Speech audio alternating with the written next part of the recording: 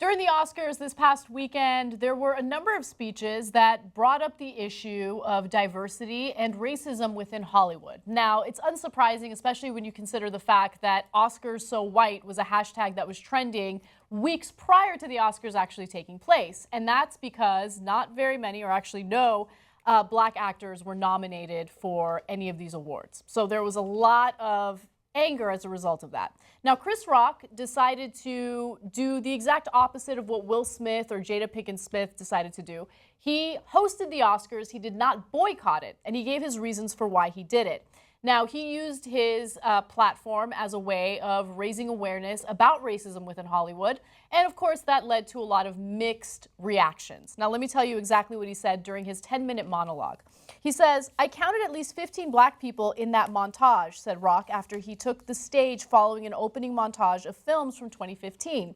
He went on to call the Oscars the White People's Choice Awards.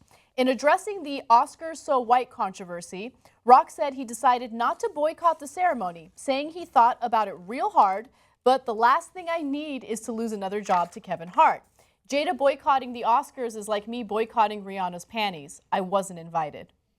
Okay, There's more, but let's stop there. So that's a really funny line, but the monologue was already so awkward, and I don't mean awkward in any slight to Chris Rock. It's just he was hitting everybody. He was hitting white folks, he was hitting black folks. He was hitting everybody. That by the time he got to Rihanna's panties, everybody was like, oh. And he actually, I think he stumbled a little bit on that line, which made it even more awkward. You're like, wait, why are we inside Rihanna's panties? Like, how did we get here?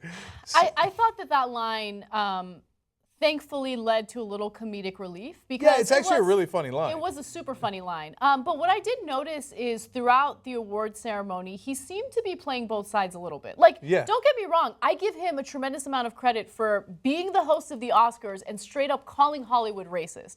But at the same time, there were moments where I was like, it seems like he's playing both sides because he doesn't want to bite the hand that feeds, which, by the way, who would want to bite the hand that feeds in cases like this? Well, no, but to be fair to Chris Rock, maybe that was his intention, to make fun of everybody. Maybe. Okay, so let me give you more of his monologue, and you can decide for yourself. We had real things to protest in the 50s and 60s. We were too busy being raped and lynched to care who won Best Cinematographer. When your grandmother is swinging from a tree, it's hard to care about the best documentary foreign short. See, that right there, that really crystallizes exactly what Chris Rock did last night, because the juxtaposition is humorous, but it's hard to laugh because you just mentioned rapes and lynchings, right? And your grandmother swinging from a tree. But sometimes it's the job of the comedian to make you uncomfortable. So what he did there was powerful.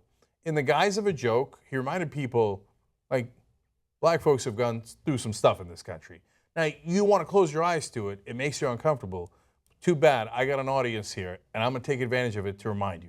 Now, on the other hand, that's also partly a dig at African Americans protesting the Oscars. Yes, which is why I brought up the point about him kind of playing both sides. Like, don't get me wrong, what he did was good, and overall, I'm behind him, right?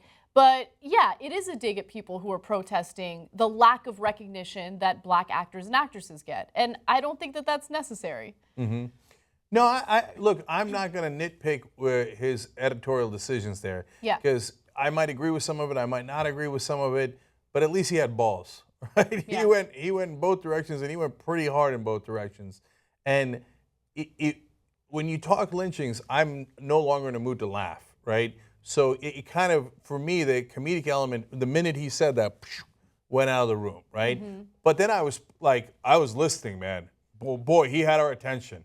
And so he chose kind of a bold path. In some ways, I don't know if I'm giving him too much credit here, but it reminded me of the Stephen Colbert, White House Correspondents' Dinner speech where he just went right after the establishment. Mm-hmm. And everybody in the room hated it. I do remember that. But it was so funny, even though the room was so tense, right? And more than being funny, it was courageous. Yeah, so he touched on other things as well I want to get to in just a second, but here's a little more of his monologue. He says this year the in memoriam package is just going to be black people who were shot by cops on their way to the movies. That's also a strong statement, obviously. And he says, you're damn right Hollywood is racist. Hollywood is sorority racist. We like you, Rhonda, but you're not a Kappa. We want opportunity. Okay, so let me explain. I actually that's my favorite line, right? So I like that he reminded people of black people getting shot, going to the movies and going everywhere else. Again, there's people at home. I got the sense, and I could be wrong, that even well-intentioned white people were thinking, okay, I got it, enough. But I'm glad he pressed that button, okay? Because that's what starts conversations like this one where we all learn a little bit more. But the sorority line is great because he's like, they're not racist like the Klan. He explained they're not outward racist, but they're racist as in, this is the one we want in our sorority and this is the one we don't. And if you're on that side, sad day for you. But he's like, look, all we're looking for is an opportunity. Yeah. So that was really, to me, poignant. Yeah, there's a way, I think his successful way of pointing out how racism has kind of transformed throughout the decades, right? It's not as overt as it used to be. It's not as violent in some cases as it used to be. But it hides in the way we do certain things. And I like that he pointed that out. But either way, you're still not in the club, right? So, JR, I knew you wanted to get it in here. I didn't watch, so I mean, take that for what it was.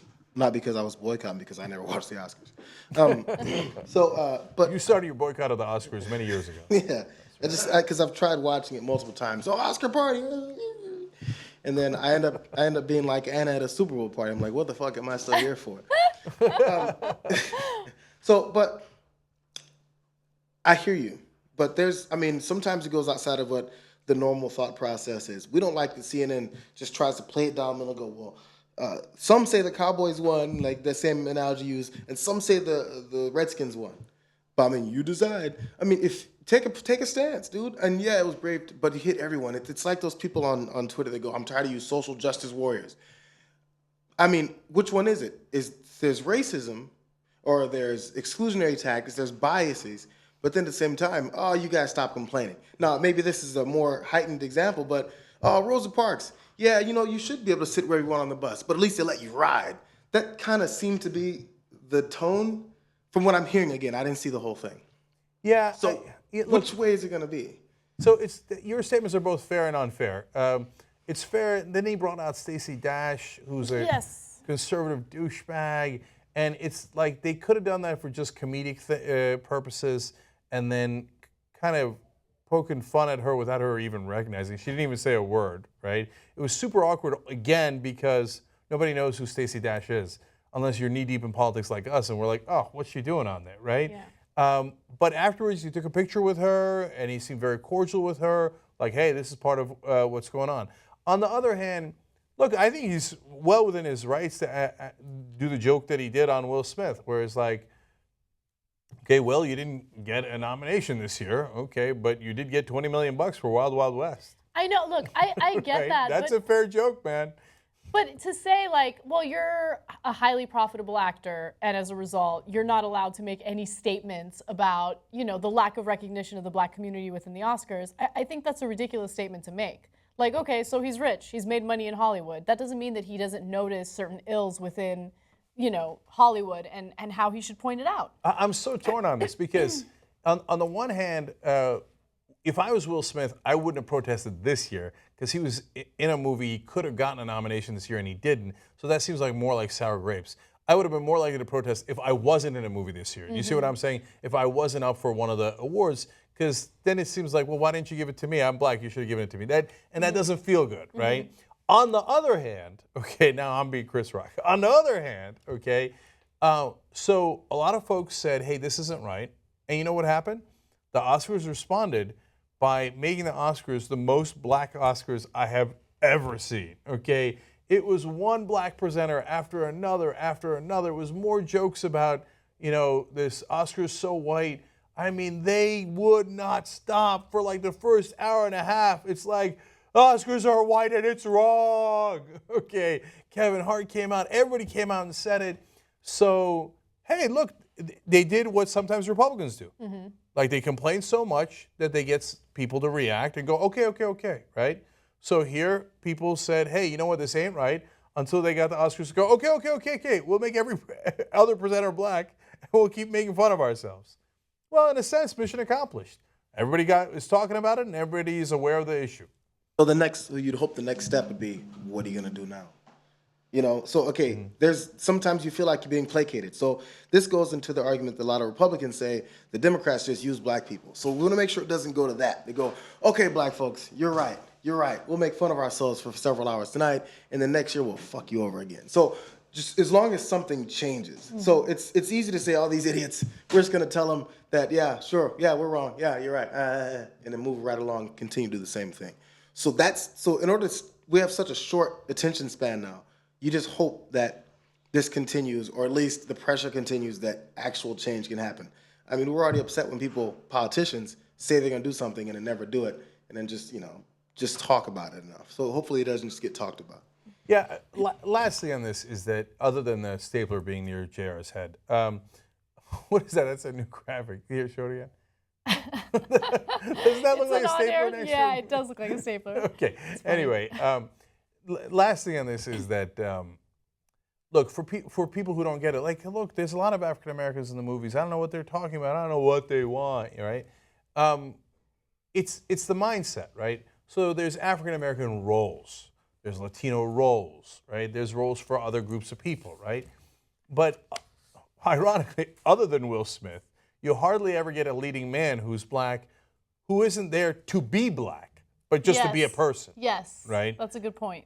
And so I think that's the real underlying problem here. Yeah, I think that Chris Rock also made a really good point about how certain categories are segregated based on gender. So best leading actor, best leading actress, and he's like, why can't we just include them all in one group, right? Like, why? Like, how weird would it be if you had best supporting black actor, right? It would be absurd. So it's interesting that we have that kind of segregation when it comes to male and female actors, like as if we're like they're built so differently when it comes to acting that they need their own categories. I don't know. I thought that was interesting. Oh yeah, and to be fair, also Denzel Washington. Denzel and Will Smith are allowed to be just people. Everybody else has to fill a role.